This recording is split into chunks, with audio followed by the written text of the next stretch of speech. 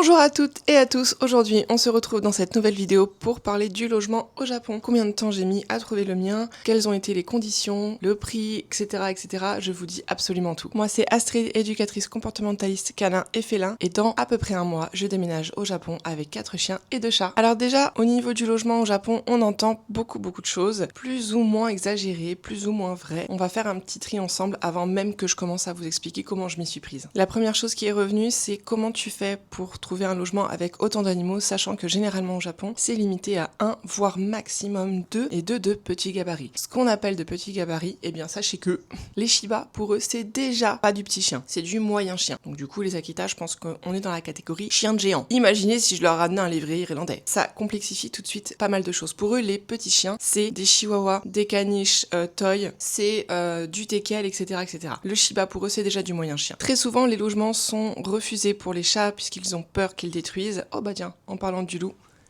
Coucou ma princesse. S'il y avait un bingo à faire sur comment galérer à trouver un logement, je remplis toutes les cases. J'ai des gros chiens, j'en ai 4, je suis étrangère, j'ai des chats. Voilà, ça commençait très bien. Il est également ressorti que ça serait beaucoup plus facile de trouver si je target des maisons individuelles plutôt que des appartements, et que ce serait plus facile si je cherche en campagne plutôt qu'en ville. Ça paraît assez logique puisqu'ils ont déjà pas beaucoup d'espace dans les villes. Donc déjà, je pars avec un mindset de va pas falloir faire la fine bouche parce que ça risque d'être vraiment très compliqué, voire impossible. Alors quand je dis impossible, pour moi, rien n'est impossible dès lors que tu t'organises bien, que tu y mets les moyens, que tu as de la patience, que tu fais preuve de débrouillardise. Pour moi, tout est possible. Mais j'avais une deadline. Il était hors de question pour moi de dire je pars alors que j'ai pas de logement. Enfin, je veux dire, c'est pas dans ma to-do de finir SDF au Japon. Peut-être que ça prendrait sur YouTube, j'en sais rien. Mais en tout cas, c'est pas dans mes projets de vie. Je m'étais dit comme deadline, si en juin je n'ai rien, le projet avorte. Je peux pas prendre le risque de me mettre dans une situation trop compliquée. Encore une fois, il ne s'agit pas que de moi dans cette histoire, mais de eux aussi. Moi toute seule. Mais vas-y, go, share house, Airbnb, etc. C'est vraiment pas ça qui m'inquiétait. Mais avec eux, ça a une dimension qui est très différente. C'est comme quand vous avez un enfant, vous pouvez pas y aller en mode YOLO, je verrai bien sur place. Il y a un minimum quand même à sécuriser pour son bien-être. Et bien les animaux, c'est la même chose. Et en conscience que mon cas est quelque peu particulier et complexe,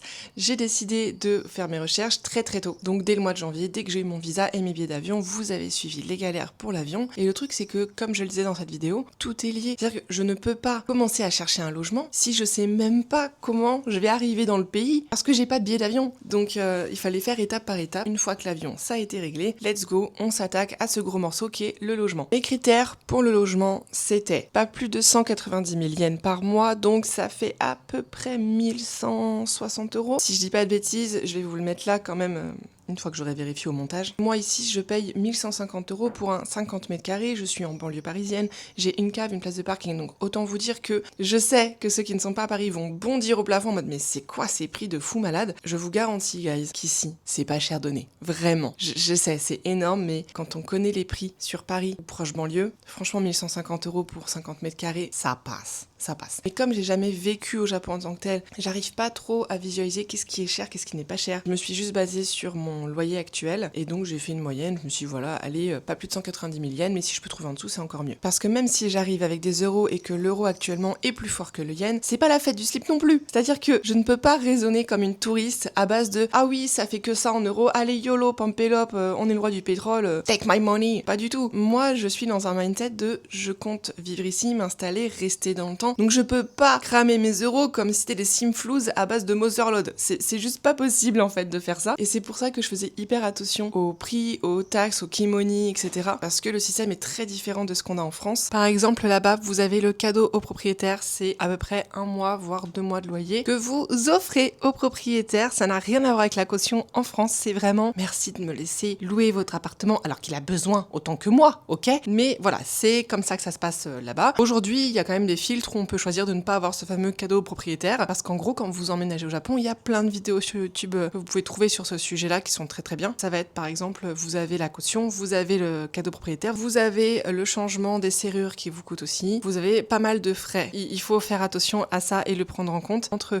les mois de caution, donc là en l'occurrence dans mon cas, on m'avait dit jusqu'à 6 mois le montant du loyer, plus le cadeau propriétaire, plus toutes les autres charges qu'il peut y avoir. Bon bah ça chiffre très vite, donc il faut faire attention et bien faire ses calculs avant, puisque c'est déterminé par le montant du loyer initial. Donc vous faites les calculs, ça monte très vite. Par exemple, là-bas, je dois dois signaler le nombre d'animaux que j'ai, je peux pas faire ça en Tsum Tsum. Dès le départ, je devais dire bonjour, je suis une étrangère, j'ai 2 gros chiens, j'ai 2 chiens, on va dire moyens, j'ai 2 chats, qui veut de moi? Et si par hasard j'avais envie de faire ça en Tsum Tsum à base de non mais vas-y, je dis rien et une fois que je suis dans le logement de toute façon ça passe, les frérots vous êtes pas prêts pour le Japon en fait, hein. Clairement j'aurais pas voulu être avec eux en 40 là parce que la Gestapo, là en gros, si je fais ça, je vais me faire dénoncer par mes voisins et je vais me faire virer de l'appart et blacklister. Donc vraiment, ne soyez pas cet étranger problématique qui se fout des règles au Japon parce que c'est hyper chiant derrière, c'est les gens, des autres étrangers qui font bien les choses qui payent les pots cassés, donc c'est relou. Je cherchais un 40 mètres carrés, pas moins, puisqu'aujourd'hui comme j'ai 50, je m'étais dit allez on peut descendre jusqu'à 40, ça me dérange pas. Au-delà ça commence à être vraiment beaucoup trop petit pour tout le monde, même s'ils sont très résilients, ils ont quand même chacun besoin de leur espace perso, moi aussi. Même si, pour ceux qui ne le savent pas, à une époque, il y a 4 ans en arrière, je vivais dans 25 mètres carrés avec 3 chiens, 3 chats. Et ça s'est très bien passé, ça s'est fait, mais au bout d'un moment on se marche un peu dessus quand même et ça pèse. 40 mètres carrés, je trouvais que c'était un bon compromis pour pas taper dans des prix trop importants. Après, si je pouvais trouver plus, j'ai envie de vous dire, on crache pas dans la soupe, hein. Mais j'aurais été un petit peu étonnée par rapport au prix. Au niveau de l'emplacement, j'ai favorisé Tokyo dans un premier temps, tout simplement parce que c'est la capitale et c'est là que j'aurai le plus d'opportunités de travail, de rencontres, etc. Un petit peu comme quand quelqu'un arrive en France, généralement son premier lieu de crash c'est Paris et après il bouge, etc. une fois qu'il a pris ses marques. Moi j'étais un petit peu dans cette même idée, c'est-à-dire que Tokyo c'est ce que je connais le mieux du peu que je connais. C'est vrai que de prime abord j'aurais bien aimé Kyoto, mais déjà c'est le sud donc pour eux ça risque d'être vraiment rude à supporter. Et puis avec le surtourisme, etc., des échos que j'ai eu, maintenant je verrai sur place, il y a une montée du racisme et j'ai clairement pas envie de me dégoûter du Japon dès mon arrivée. Je me suis dit Tokyo, c'est la capitale, ils sont plus habitués déjà aux étrangers, j'ai plus de chances de trouver. En tout cas c'est dans ma tête, hein. Peut-être que je dis des bêtises, mais en tout cas c'est avec ça que je suis partie dans mes recherches. Donc je cherchais plutôt Tokyo, mais pas Tokyo intramuros, parce que de la même manière qu'aujourd'hui je ne voudrais plus vivre dans Paris intramuros, eh bien je ne voudrais pas vivre dans Tokyo intramuros, au cœur de Tokyo, parce que il y a trop de monde, il y a trop de bruit, il y a pas assez de verdure, on respire pas. Et franchement, ça c'est quelque chose qui est très important maintenant pour moi, d'autant plus que le gros doudou qui n'est pas là sur cette vidéo, c'est un gros pépère qui aime beaucoup sa tranquillité et ça le stresse très vite, les bruits de la ville, s'il y a trop de choses à analyser pour lui. Il aime pas ça. Donc dans un premier temps, je me disais Tokyo proche banlieue, proche périphérie. Dans l'idée, j'avais pas de ville précise ou de quartier précis, j'étais plus dans un mindset, en temps de transport ça me fait combien? Je visais dans les 40-45 minutes max en transport, parce qu'il faut pas oublier qu'on est dans un pays avec des catastrophes naturelles quand même assez fréquentes, même si tout est très bien géré sur place, c'est pas comme ici avec la RATP, rentre avec tes pieds là. Je me disais, imagine, il y a un autre 11 mars 2011 et tu dois rentrer à pied chez toi. Il est pas question que je mette 8 heures à rentrer en fait. Donc si déjà tu mets 1h30, 2 heures en transport, mais imagine à pied, c'est pas possible. Soit faisable en vélo, en transport en commun, en voiture, peu importe, 40 minutes en transport, déjà c'est pas mal. Et si je devais le faire à pied, je mettrais longtemps, mais je mettrais pas genre 8 heures. Quitte à faire 1h30, 2 heures de transport, enfin autant changer carrément de ville et d'emplacement, tout simplement. Pareil, je cherchais aussi à proximité d'un parc ou d'un brin de rivière. Alors brin de rivière, je me disais oulala, attention Astrid,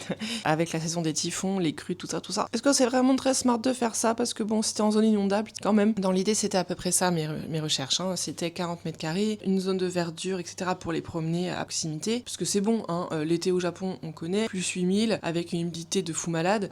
C'est bon, on vient de passer une semaine de canicule en France, pas envie de tester ça au quotidien non plus. Et après, comme je vous disais, appartement ou maison, j'ai envie de vous dire là-dessus, je prenais un petit peu ce qu'on me donnait. Ça pouvait être une maison individuelle, pourquoi pas, mais si c'était un appart et qu'on voulait bien de moi, ce qui m'aurait beaucoup étonné, je prends aussi, vraiment là-dessus, j'étais très open, moi tout ce que je veux c'est un logement, c'est tout, le reste, guys, je m'en accommode. Ah si, la clim, parce que j'étais très étonnée dans mes recherches, tous les appartements n'ont pas de clim, je vous jure que c'est vrai. Il y en a qui sont vieux, qui n'ont pas installé la clim, parce qu'on est toujours en train de mettre le Japon sur un piédestal. Alors oui, la grande majorité des endroits et des appartements, des maisons sont climatisés, mais pas tous. J'ai quand même vu des annonces où ils disaient ah bah y a pas la clim. Bah mon frérot, ton logement, tu te le gardes pour toi, j'en veux pas, hein. Non parce que là, ici j'ai pas de clim, mais on est en France, donc j'ai envie de vous dire, une semaine de canicule déjà c'est rude pour l'organisme et j'étais vraiment pas rassurée pour eux. Mais tout l'été au Japon sans clim, regarde-moi bien mon petit pote, c'est hors de question. Là pour le coup, je préfère aller loger dans une morgue. Là au moins il fait frais. Sur comment j'ai procédé, j'ai fait appel à mon ami Johanna et son mari Yusuki d'ailleurs. S'il regarde cette vidéo, encore 1000 fois merci. De toute façon, j'ai passé mon temps à vous remercier et c'est prévu dans mes valises. Ils vont être méga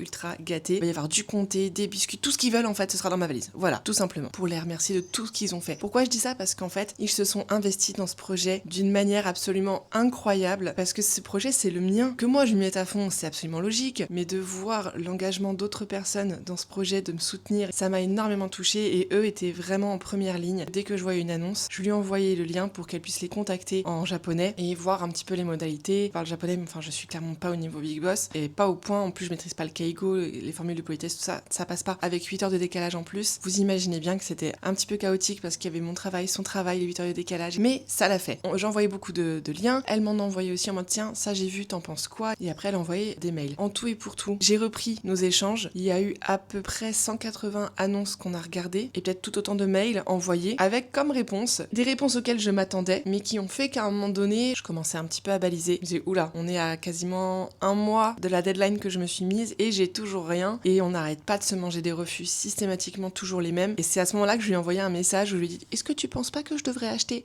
Elle m'a dit non. Pas bonne idée Astrid. Donc on est resté sur l'idée de la location. Ah oui, et puis dans ma recherche au passage, quand j'ai commencé un petit peu à baliser sur est-ce que j'achète pas, c'est aussi posé une autre option qui est les logements qui ont eu des drames.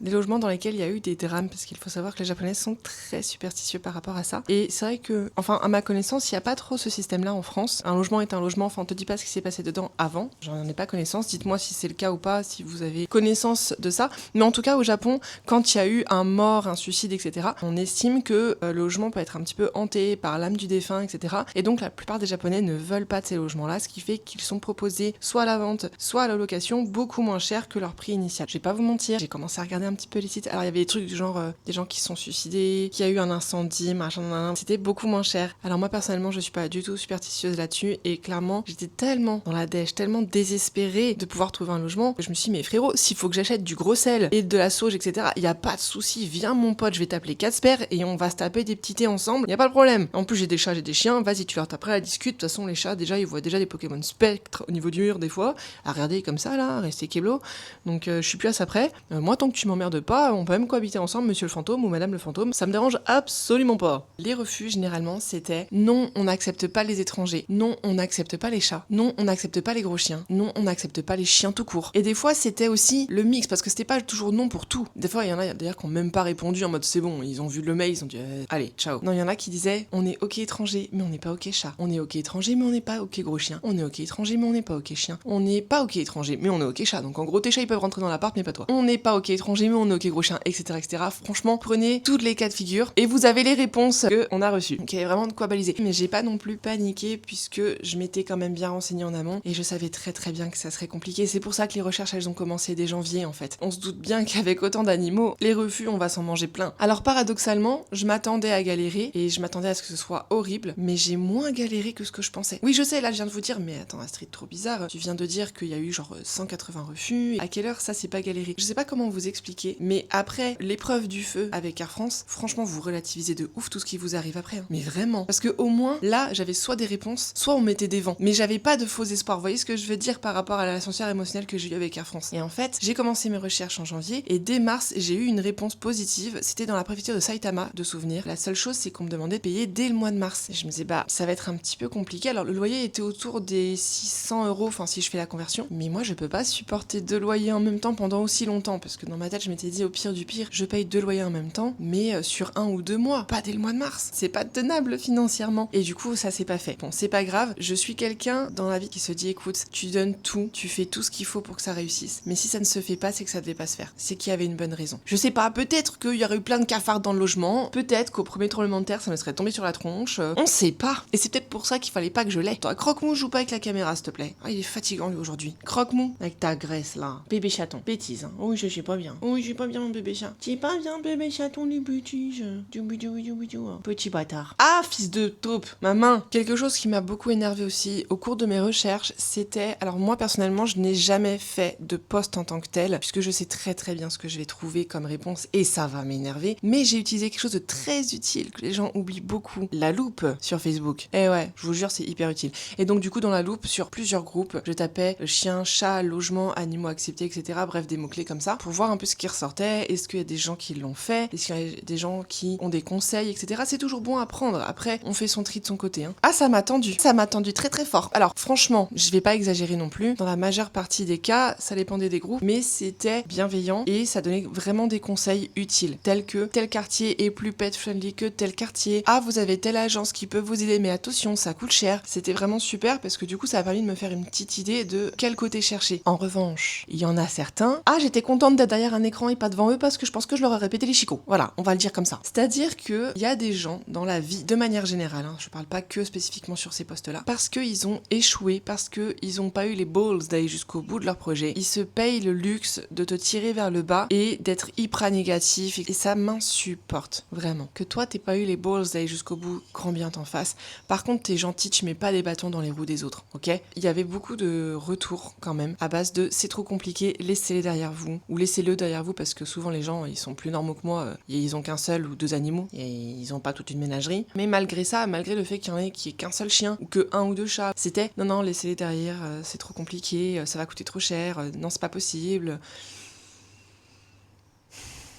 C'est chiant. Il y avait aussi des gens qui disaient, voilà, nous on recherche des conseils, on recherche des quartiers, on recherche des astuces pour trouver un logement, etc. À aucun moment dans leur poste, ils disent, quel est le protocole pour venir au Japon avec nos animaux? Et les gens, ils répondent, à côté de la plaque, ça m'énerve, est-ce que toi comprendre les mots qui sortent de ma bouche? À un moment donné, est-ce que tu sais lire? Est-ce qu'à un moment dans son poste, la personne, elle a dit, donnez-moi le protocole pour venir? Non. Donc c'est que, a priori, elle est pas complètement teubée, et qu'elle le connaît, qu'elle est en train de le faire, ou que c'est déjà fait. Bref, ton commentaire est inutile. Je dirais bien comme toi, mais enfin ça va être un petit peu dur là. Tais-toi. Retourne au fond de la classe là. Donc ça c'est vraiment quelque chose qui m'a beaucoup énervé, c'était les commentaires à base de sous-entendus, parce que les gens savent très très bien comment ils vont se faire recevoir s'ils utilisent le mot abandonné. Donc c'était de manière détournée. Ah non mais laissez-les derrière vous. Derrière moi, c'est-à-dire vas-y, va jusqu'au bout de l'idée mon petit pote, parce que si moi je suis pas là, qui s'en occupe concrètement, hein? C'était un peu refile le bébé à ta famille, à tes amis, bah oui c'est bien connu, hein, ils sont là pour ça. Voire non mais laissez complètement tomber le projet. Clairement lu des commentaires, faudrait que je les retrouve. Je sais pas si je vais les retrouver. Si je les retrouve, je vous les mets là. Ça me fait péter un câble. En fait, faut que les gens, ils arrêtent de conscientiser les animaux comme étant des êtres sur des sièges éjectables toute leur vie. C'est juste pas possible en 2026 de continuer à raisonner comme ça. Un animal, c'est pour toute sa vie. Je précise sa vie parce que la nôtre est beaucoup plus longue, évidemment. Donc vous savez très très bien que quand vous prenez un animal, c'est pour 15-20 ans d'engagement, voire plus dans certains cas, notamment les chats. Il faut avoir cette intelligence de se dire, si ma vie change entre-temps, est-ce que je suis prêt à assumer mon animal? Voyez-moi par exemple, je vais partir à l'autre bout du monde là, et bah ça doit être un projet qui me tient à cœur depuis extrêmement longtemps. Je peux vous dire que si à un moment donné du projet ça avait coincé et qu'ils pouvaient pas me suivre pour une raison ou une autre, bah je le faisais pas. Ça aurait été un crève-cœur, vraiment, mais je l'aurais pas fait. Parce que eux et moi là, c'est à la vie à la mort. C'est non négociable. J'ai pas pris mes chiens et mes chats pour m'en débarrasser dès qu'ils sont un petit peu gênants,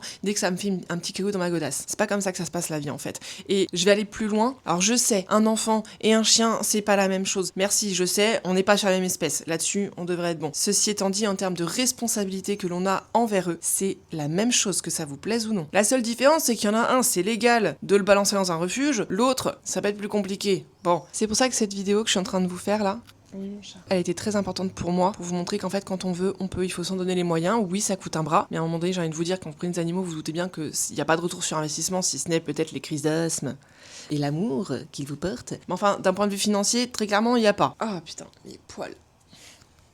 Donc quand on veut, on peut, on s'en donne les moyens et on réussit. C'est juste qu'il faut voir l'organisation de manière différente, puisqu'il s'agit plus que de nous, mais aussi d'eux. Donc ça m'énerve très très fort. Les gens qui bazardent leurs animaux à l'approche de l'été sur fond de « Oui, non mais vous comprenez, ça va être trop compliqué, je déménage, il va pas s'adapter ». Qu'est-ce que t'en sais? Les chiens et les chats, ils font preuve d'une résilience incroyable. Pour eux, le plus important, c'est d'être avec nous et le reste, c'est très secondaire. Alors attention, je dis pas qu'il faut non plus abuser. Voilà, il faut remplir un minimum leurs besoins primaires, mais après, il y a toujours moyen de s'arranger. Regardez, elles sont trop mignonnes comme ça. Mais alors là, le paradoxe, c'est que si Momiji elle bouge, bah il y a Satan qui va lui râler dessus. Il y a un commentaire par contre que j'ai trouvé très intéressant dans mes recherches, c'est celui-ci, où elle parlait du fait qu'il y a à peu près 10% de locations au Japon qui acceptent les animaux de compagnie. Alors, est-ce que c'est vrai ou pas? Je n'en sais rien, puisqu'en fait elle disait 10%, sur d'autres commentaires elle disait 12%, moi j'ai déjà entendu 4%, donc je saurais pas vous dire exactement le pourcentage au Japon de logements qui acceptent les animaux de compagnie, parce qu'en plus, moi et les chiffres... Clairement, on n'est pas potes. Pour vous donner un petit ordre d'idée, à la fin de ma seconde générale, j'avais 0,5 de moyenne générale en maths parce que, je cite ma prof, on n'a pas le droit de mettre 0. Mais je suis quand même capable de me rendre compte quand, dans mes recherches, le chiffre drop drastiquement. Voici une capture d'écran. Dans mes recherches, donc là, j'avais pas encore mis le filtre animaux acceptés. J'avais simplement mis 40 mètres carrés minimum avec maximum 190 000 de loyer. Maintenant, regardez quand j'ai mis le filtre animaux de compagnie. Et là, attention, c'est pas fini. Parce que déjà, le chiffre est tout petit maintenant, mais c'était pour animaux de compagnie acceptés, généralement, vous vous rappelez le début de la vidéo, c'est 1 ou 2. Donc ça veut dire que dans ce chiffre-là, il y a encore moins de chances que je trouve parce que moi j'en ai 6 et que je suis étrangère. J'ai le chic pour partir dans des délires toute seule, pour me compliquer la vie. Écoutez, pourquoi faire simple quand on peut faire compliqué? One life, hein ma fille? One amour de ma vie. Oh, tu es belle. Qu'est-ce qu'elle est belle, Momiji d'amour à ma maman. Je t'aime. Regarde, t'es belle, mamie. Je me suis déplacée un petit peu, comme ça vous pouvez les voir un petit peu mieux. Puis surtout, j'avais le soleil en pleine tronche, donc c'était plus simple comme ça. Bref, donc maintenant que je vous ai un petit peu posé le tableau sur les difficultés à trouver un logement au Japon quand on a autant d'animaux, et ben c'est parti, on va s'attaquer à mes propres recherches. Comme je vous disais tout à l'heure, finalement mes recherches, je les ai fait en 2 temps. Une première fois en janvier, sauf que quand j'ai eu des réponses, je m'attendais pas à avoir des réponses aussi vite. C'est pour ça que je vous dis que j'ai galéré, mais que j'ai pas autant galéré que ce que j'imaginais. C'est que typiquement, quand j'ai eu une première réponse positive, en plus, courant, c'est fin janvier, début février, j'étais très étonnée. Et le problème, c'est qu'ils me demandaient de payer, comme je vous le disais, dès mars, et que c'était pas possible pour moi, et que les agences me répondaient toutes, mais madame, vous vous y prenez beaucoup trop tôt, recommencez vos recherches courant mai-juin. J'étais alors, bah du coup non, parce que moi c'est en juin que je vais avoir la sécurité du logement, parce qu'il faut que je sache si je pars ou pas. Enfin, eux ils étaient pas au courant de tout ça, évidemment. Ce que j'ai fait, en revanche, j'ai à moitié écouté leurs conseils, j'ai arrêté de chercher, j'ai laissé passer un petit mois, et j'ai recommencé mes recherches courant avril en me disant, s'il faut, je paye dès le mois de mai ou le mois de juin, je me débrouille, mais il faut absolument que je me sécurise un logement avant juin, que je sache si je pars ou pas. Une autre difficulté aussi que j'ai rencontrée, c'est que la plupart des agences demandaient à ce que je sois déjà sur place pour me rencontrer, faire les visites, etc. Vous vous en doutez bien, c'était absolument pas possible. Là encore, c'est mon amie Johanna et son mari Yusuki qui sont rentrés dans le game et qui me disaient, mais t'inquiète pas Astrid, on contacte les agences, déjà on voit qui nous répond et qui dit oui, parce que déjà rien que ça, t'as un premier écrémage qui est fatal, et en fonction, s'ils demandent qu'il y ait une visite, nous, on se proposera de faire la visite pour toi, on fera une visio s'il le faut, on se calera un week-end, etc. Là, vous pouvez vous dire, ah, hyper sympa, les potes, nanana, cool. Mais en fait, pour vous compreniez bien à quel point ils sont absolument incroyables, c'est qu'ils habitent pas à Tokyo, ils habitent à 4-5 heures de Tokyo. Donc c'est comme si vous aviez des potes qui vous font un Paris-Bordeaux juste pour visiter les appartes. Est-ce que vous vous rendez compte la dinguerie et la gentillesse que c'est? Enfin, c'est incroyable en fait. Il se trouve que finalement, ça s'est pas fait comme ça, puisque la plupart disaient non, ou qu'on n'avait pas de réponse. Vers avril, j'ai mon ami qui m'envoie le site Semo, et qui est l'équivalent de seloger.com ici, ou bien ici, enfin vous connaissez les sites, qui est très connu là-bas. Je le connaissais déjà, mais c'est vrai que je sais pas pourquoi, naturellement, je n'ai pas cherché dessus. J'étais vraiment restée sur un premier site qui était très axé animaux de compagnie, et bêtement, mais je n'ai même pas cherché ce Sumo, alors qu'il y a en plus la case genre animaux, ok. Et en fait, il se trouve que sur le site Sumo, on peut échanger en anglais avec eux, pareil que Wagayaka. Du coup, j'ai contacté ces 2 sites sur des annonces que je voyais, et là, il y a eu un mail. Ah bah, c'était bien que je l'ai pas en face. C'était très bien que je l'ai pas en face parce que, bah, je vous le mets. Voilà. Le genre de réponse qui me fait péter un câble du « Ah non, mais moi aussi, j'ai des animaux, t'inquiète, je les aime beaucoup. Mais juste, par contre, abandonne-les, ne viens pas avec eux. Ta gueule. » Cordialement. Voilà, ça c'est fait, ça m'énerve. Je vous jure, j'essaye d'être correcte, mais là, j'ai pas autre chose à dire que ça. Enfin si, j'en aurais d'autres, mais qui seront pas passables sur YouTube. On va s'auto-censurer. Non, vraiment, j'ai même pas pris la peine de lui répondre à celle-là parce que ça m'énerve. Pour moi, ce genre de phrase à la con, ça a la même valeur qu'un raciste qui me dit « Mais je suis pas raciste, j'ai un pote renois, j'ai un pote rebeu. » Non frérot, si t'es raciste, assume-le. Et bah là, l'excuse du « Mais t'inquiète, moi aussi j'aime les animaux, mais juste abandonne-les », c'est la même chose, c'est le même level. Donc elle, même pas, je lui ai répondu. Et en plus, ce qui m'a énervé, déjà sa réponse, mais aussi le fait qu'elle a même pas essayé de chercher, qu'elle m'a direct dit non. Elle a même pas fait des recherches, que d'emblée de jeu, elle m'a dit « Nope, abandonne-les et reviens me voir après. Regarde-moi bien, je vais même pas venir te voir. » Et il vaut mieux pas que je vienne te voir. Bref. En parallèle, moi, il se trouve que j'ai pas contacté qu'une seule agence à la fois, j'en ai contacté plein. Et sur ce mot, je suis tombée sur Monsieur Lin, qui était, mais incroyable. Alors, Monsieur Lin, je vous mets le premier mail, la première prise de contact qu'on a eue. Le gars, déjà, le mindset a rien à voir avec la nana, où il me dit d'emblée de jeu, écoutez, votre dossier, il est quand même très particulier, c'est très complexe, vous en avez beaucoup, vous êtes étrangère en plus, vous avez un visa que d'1 an, donc il y a moyen que ça passe pas. Mais on va quand même chercher, donc c'est ça que j'ai apprécié. Le gars, il a pas laissé tomber. Est-ce que malgré tout, vous êtes ok? Mais bien sûr, mon petit pote, si toi tu veux te battre, moi je suis là. Enfin vraiment, je cherche que ça en fait, des gens qui sont ok de se mettre à fond dans ce projet et de m'aider. C'est tout ce que je demande finalement. C'est juste, ne me mettez pas des bâtons dans les roues. Dites-moi non à la limite, mais au moins ne me mettez pas de bâtons dans les roues. Et j'insiste énormément sur plusieurs choses. Le fait que oui, j'en ai beaucoup, mais je suis éducatrice comportementaliste. Mes chiens et mes chats sont parfaitement éduqués, qui vont pas foutre le sbeul, qui vont pas détruire, qui vont pas aboyer. Ça c'est quelque chose qu'il fallait vraiment appuyer parce que c'est leur première inquiétude finalement. En vous laissant accéder au logement, qui sont les mêmes qu'en France. La différence c'est qu'en France, tu te tais, t'as accès au logement, t'as ton animal après, on peut pas te virer. Au Japon, c'est pas la même sauce. Donc j'insistais beaucoup en disant écoutez, oui, j'entends, j'en ai beaucoup, mais je crois que je l'ai écrit comme ça dans les mails en plus. Tant que vous les voyez pas, vous savez pas qu'il y en a 4. Je parle des chiens là, parce que les chats évidemment, ils sont beaucoup plus discrets. J'insiste sur le fait que oui, j'ai un visa que d'1 an, mais je compte partir sur tel visa ensuite, etc., etc. Donc pour les rassurer sur le fait que je ne suis pas quelqu'un de passager, ils sont sur quelqu'un qui compte rester sur le long terme. Parce que là-bas, les bails généralement, c'est 2-3 ans. Eux, même si vous devez payer 1 mois de loyer en plus quand vous terminez le contrat plus tôt que prévu, prévu, ça les emmerde à chaque fois de devoir remettre l'annonce, de devoir refaire une sélection, etc. Ce que je comprends totalement. Donc ils sont jamais très fans des étrangers, notamment des PVTistes, et ils vous poussent plus vers des share house, etc. que la plupart prennent et qui sont totalement ok parce qu'en plus en termes de budget, bah, ça a rien à voir. Mais moi, vous vous doutez bien, pour des raisons évidentes, share house, c'est mort. Puis en plus, de toute façon, j'aime pas les gens, donc c'est mort. Moi, j'ai besoin de mon petit cocon, ma petite bulle, rien qu'à moi. Tel chien, tel maître, hein, comme on dit. Le gars me répond, ok, je vais faire des recherches et je reviens vers vous. Alors, ce je reviens vers vous, je l'ai perçu de deux façons différentes. La première, c'était en bonne petite française. Ah cool, il va revenir vers moi, il va rechercher, bah il y a de l'espoir. Et puis, il y a une petite voix dans ma tête qui m'a dit, pop, pop, pop, pop, Astrid, fais gaffe, t'es au Japon? Enfin, je n'y suis pas, mais le gars est au Japon. On connaît les Japonais qui savent pas dire non directement. Alors lui, en l'occurrence, il est chinois, mais anyway, vous avez compris, vous allez comprendre l'idée. Choto, musukashi. Alors, c'est pas ce qu'il m'a dit. Mais dans le mail, il dit quand même que ça va être compliqué. Donc je me disais, ça se trouve, c'est juste une formule de politesse et le gars, il va jamais revenir vers moi. Il va me laisser en plan. Et moi, comme une teubée, je vais être en suspens de il revient vers moi, j'attends. Non. Donc c'est un peu le truc qui me faisait un peu peur, pour le coup. Et bah, vous savez quoi? Ce gars, il est incroyable. Parce que littéralement, 4 heures après, peut-être 5, il est revenu avec 3 annonces en me disant, vous voulez lequel? What? Attends, ça fait des mois que je galère à trouver un logement. Et là, t'arrives comme une petite fleur en me proposant 3 logements, mais c'est une blague. Il m'a dit, bah écoutez, il y a ces 3 logements, animaux négociables, donc, bah qui ne tendent rien à rien. Moi, dans le mindset, je suis totalement ok, c'est comme ça que je réfléchis. Mais on est au Japon, on sait très bien ce que ça veut dire. Le animaux négociable, ça veut dire que on peut en accepter peut-être 3 et encore. Mais c'est comme dans les tuches, hein. Une fois, ok, 2 fois, ok, mais pas 15. Et bah là, c'était un petit peu la même chose, quoi. C'est un animal, ok, 2, ok, allez, 3, ok, mais pas 6. J'étais quand même un peu méfiante. Donc je regarde les 3 annonces. Il y en a une qui était totalement hors budget pour moi, donc je dis celle-ci c'est mort, je pourrais pas l'assumer dans le temps. Donc il en restait plus que 2. Et sur les 2, il y avait donc ce fameux animaux négociables. Donc je dis bah écoutez, on postule pour les 2 et on voit lequel répond le plus vite et lequel est ok. Il me dit ok, je vous tiens au courant. Et je vois que j'ai pas de retour négatif. Au contraire, ça suit son chemin. C'est en cours de négociation. Déjà négocier avec les Japonais, j'étais genre ah ouais, vous faites ça vous. Ensuite c'était peut-être qu'il va falloir payer 6 fois le montant du loyer pour accéder au logement. Est-ce que vous seriez d'accord?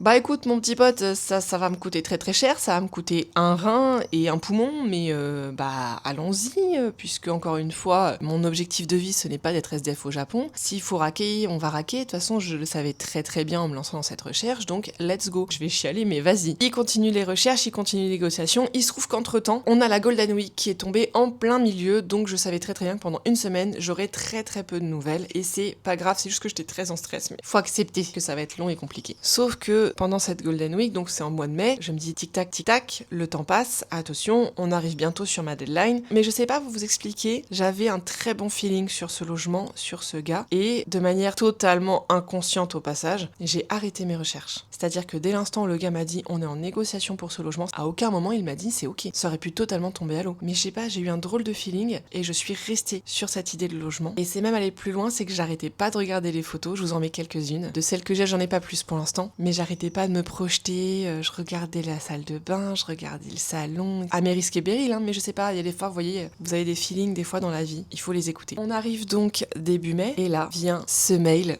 J'ai pleuré de joie. Vraiment, faut savoir que pendant toute cette recherche, tous les jours, même d'ailleurs pendant la nuit, je me réveillais. Oui, parce que faut savoir que mon cerveau, il dort jamais complètement. On est 2 entités différentes. Je suis très fatiguée et mon cerveau, en plein milieu de la nuit, il est capable de me faire t'as envoyé ce contrat? T'as répondu à telle personne? Frérot, il est 2h du matin, laisse-moi dormir. Tu crois bien que c'est pas à cette heure-là qu'il faut envoyer un message? Bref, ça c'est mon cerveau. Donc régulièrement, en plein milieu de la nuit, je pouvais me réveiller, checker mes mails, regarder ce qu'il m'avait envoyé, parce que évidemment, 8 heures de décalage, vous vous doutez bien que c'était un petit peu compliqué des fois de savoir en live. Oh ma fille. Ça m'arrivait à 2-3 heures du matin, heure française, de voir qu'il m'avait envoyé un mail, d'y répondre dans la nuit, de me recoucher mais d'être excitée comme une puce, donc j'ai eu beaucoup de mal à m'endormir. Et donc ce fameux jour où je reçois ce mail, il était quelque chose comme 7h du matin, heure française, et je vois congratulations. Vous savez pas idée le soulagement. Au moment où je fais cette vidéo, ouah, je réalise pas.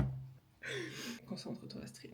Ce matin, au réveil, j'ai eu la meilleure nouvelle que je pouvais espérer avoir, qui est que j'ai un logement au Japon. Je suis beaucoup trop contente, j'en réalise pas. Quand je vous dis que j'en ai pleuré de joie, c'est que j'ai appelé ma mère dans la foulée qui m'a dit mais t'es tombée du lit déjà pour m'appeler aussitôt. Et à ma voix, je lui ai fait peur en fait. Elle m'a dit oh là là mais tu m'as fait peur, j'ai cru qu'il y avait un truc de grave qui s'était passé. Et moi j'étais là en mode oui je sais maman mais en fait, enfin c'est grave oui et non. Si tu veux ça dépend du point de vue mais c'est hyper important. Enfin bref, n'importe quoi. Et en deuxième, j'ai appelé Marion, mon amie qui m'accompagne dans cette folle aventure. Elle était aux premières loges, c'est vrai que je vous en parle pas beaucoup dans les vidéos, mais tout ce que je vous raconte là, elle était en live derrière, je l'appelais, on a passé des heures au téléphone d'ailleurs, à savoir que nos téléphones d'eux-mêmes se coupent au bout de 1 heure, 2 heures de conversation, on fait aucune manip, le téléphone se coupe en mode chut, taisez-vous les filles, vous nous avez gavé. Au moment où j'ai reçu ce mail par contre, j'ai juste le congratulations, en gros t'as passé toutes les étapes, mais j'ai pas encore signé le contrat. C'était un peu en deux teintes. Il y a eu l'excitation, la joie du début, et après je suis redescendue et je me suis dit, alors par contre, il t'a dit oui, mais tant que t'as rien signé, y a rien qui est fait, hein, donc calme-toi. Spoiler alerte, hein, je vous mets à l'aise tout de suite, il n'y a pas eu de rebondissement comme avec Air France. Quand je vous dis qu'Air France c'était vraiment le boss de Fine Game, c'était vraiment ça, c'est-à-dire que le logement qui dans ma tête devait être la pire étape de toutes a été une des plus fluides avec le visa. Je méritais bien que ça se passe de manière un petit peu fluide, au moins une fois dans ce projet. Quelques jours après à peine, vraiment 24-48 heures après, il me prépare le contrat, avant de signer le contrat également, puisque on sait jamais. Après tout, moi je n'ai pas visité l'appartement, on n'a pas fait de visio de visite, tout s'est fait sur photo par échange de mails. Donc ce que j'ai fait, c'est que j'ai encore une fois contacté mon amie Johanna et son mari Yosuke. Les pauvres, il était 21h30 chez eux quand je lui envoie le contrat, qu'on se fait une visio. Alors nous on est en train de chatter en mode ah oui alors du coup on va faire ci, on va faire ça, on va s'organiser comme ci comme ça. Pendant que lui le pauvre derrière, il était en train de traduire toutes les petites lignes du contrat. Vraiment trop adorable parce que j'avais besoin de me rassurer, de vérifier qu'il n'y ait pas de clause un peu bizarre. Fallait tous qu'on vérifie que c'était clean. Est-ce que la société existe vraiment? Est-ce que le logement existe vraiment? Donc on a checké sur Google Maps. Lui s'est porté, alors quand je dis qu'il s'est porté garant, en fait, dans le cadre de ce logement, Yusuke n'est pas garant financier, c'est mon contact d'urgence au Japon et c'est clairement ce qui a fait pencher la balance en ma faveur. Ça les a rassurés. Je pense que je n'aurais pas trouvé de logement s'il n'avait pas été là avec Johanna. Ça a ouvert des portes. En revanche, en termes de garant d'impayé, c'est une société spéciale qui se porte garante pour moi en tant qu'étrangère. Le fait que Yusuke est japonais et que c'est pas un japonais lambda que j'ai trouvé sur internet parce que oui, ils m'ont appelé, mais je ai appelé Yusuke aussi pour vérifier nos liens de est-ce que t'es pas juste un pauvre japonais qu'elle a chopé sur internet à base de s'il vous plaît portez-vous garant pour moi. Est-ce qu'on se connaît vraiment? Et oui, heureusement on se connaît vraiment. Et une fois qu'il m'a donné son top départ, il m'a dit c'est bon, c'est clean, c'est carré, tu peux signer. Donc j'ai signé, j'ai fait le virement dans la foulée, allez bam, moins 5000 balles. Ça pique. Heureusement que j'ai eu l'héritage de papy avant. Merci papy. Et là où ça m'a également mise en confiance, moi j'étais pas du tout au courant de cette loi. J'ai signé le contrat, j'ai fait le paiement, mais monsieur Lin m'a dit il faut qu'on se fasse une visio pour que je vous explique le contrat. Et donc moi j'ai répondu bah non, il n'y a pas besoin, j'ai mon pote japonais qui l'a fait avant vous, vous inquiétez pas, c'est signé, c'est payé. Allez, on continue. Il m'a dit non, c'est la loi japonaise, je dois faire une visio avec vous pour vous expliquer les termes du contrat. Et j'ai trouvé ça vraiment très appréciable puisque moi en l'occurrence j'avais signé et payé avant même qu'on fasse cette visio, j'ai tout fait hyper rapidement. Et il aurait très bien pu se dire c'est bon, c'est un bon pigeon, je ne le fais pas. Et il l'a fait quand même. Donc on a prévu une visio, je vais vous mettre les extraits où il m'expliquait plusieurs choses. Donc il y avait les termes du contrat, vous connaissez les grands classiques du détruis pas l'appart sinon on te bouffe ta caution, ne repeins pas les murs en jaune fluo sinon on te bouffe ta caution, fous par le sbeul, on te bouffe ta caution. En revanche, il y avait 2 clauses, je m'en doutais bien de ces clauses là, mais c'est là que tu vois que t'es au Japon. You cannot join any kind of the illegal organizations, like for example, be a yakuza. Otherwise, the owner will possible to cancel the contract with you immediately. Please do not, or do not invite any yakuza person enter this apartment. Okay, I don't know any other.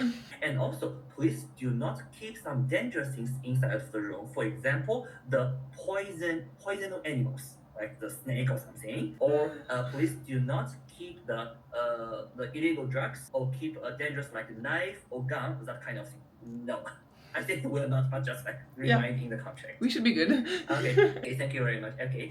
Il a énormément insisté sur 2 points. Pas de yakuza dans l'immeuble. Si tu as un pote yakuza et juste il vient manger chez toi ou autre, c'est non, ça fait sauter ton bail immédiatement, ça finit ton contrat, tu dégages. On ne veut pas de yakuza dans l'immeuble. Ils sont très très stricts là-dessus, donc il va falloir que je fasse gaffe à pas rencontrer de yakuza. Bon après c'était pas non plus dans ma to-do, hein, mais voilà, pas de fréquentation de yakuza de base, hein. Pas de drogue. Alors je ne bois pas, je ne fume pas, mais c'est vrai qu'au Japon, faut pas oublier qu'on est quand même sur un pays qui applique toujours la peine de mort et qui a une tolérance zéro en ce qui concerne la drogue. Bon, c'est bien, je comptais pas y mettre au Japon, hein, je le fais pas en France, donc c'est cool. C'est quelque chose qu'on retrouve pas en France non plus. Enfin, je crois pas. De toute façon, même si ça y était, c'est pas franchement respecté. Mais là-bas, effectivement, s'il y a le moindre doute ou que tu es impliqué dans une affaire de drogue ou de yakuza, tu dégages. Bon, moi là-dessus, pas de souci, je l'ai bien rassuré. Je vais quand même poser la question parce que je voulais remercier le propriétaire d'avoir accepté mon dossier. C'est quand même pas commun. Est-ce qu'il y aurait moyen que je rencontre le propriétaire pour le remercier?